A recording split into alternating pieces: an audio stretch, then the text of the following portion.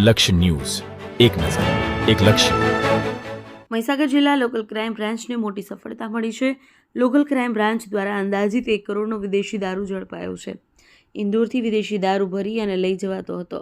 Mahisagar local crime બ્રાન્ચે Indore Ahmedabad highway ઉપર વિદેશી દારૂ ભરેલો ટ્રક ઝડપ્યો છે. ખાસ ચારાના ભૂસાના ભરેલા થેલાઓની યાર્ડમાં લઈ જવાતો હતો વિદેશી દારૂ. 14,688 નંગ વિદેશી દારૂની બોટલ મળી 97,40,615નો વિદેશી દારૂ કબજે કરાયો છે. ટ્રક અને વિદેશી દારૂ સહિત 1,12,46,615નો મુદ્દામાલ કબજે કરાયો છે. રિપોર્ટર અનિકેત જોશી, મહીસાગર. મહીસાગર જિલ્લા એલસીબી ટીમ દ્વારા એક ચોક્કસ બાતમીના આધારે ગઈકાલે રાત્રિના રોજ બાલાસિનોર ટાઉન પાસે ઇન્દોર અમદાવાદ હાઈવે ઉપર સબરસ હોટલ નજીક એક ટ્રકને રોકવામાં આવી હતી.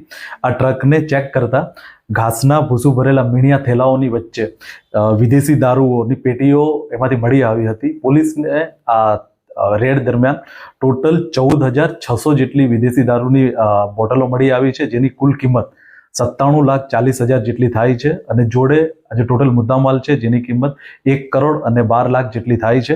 પોલીસે ઘટના સ્થળ પરથી જે આ ડ્રાઈવર હતો એની ધરપકડ કરી લીધી છે.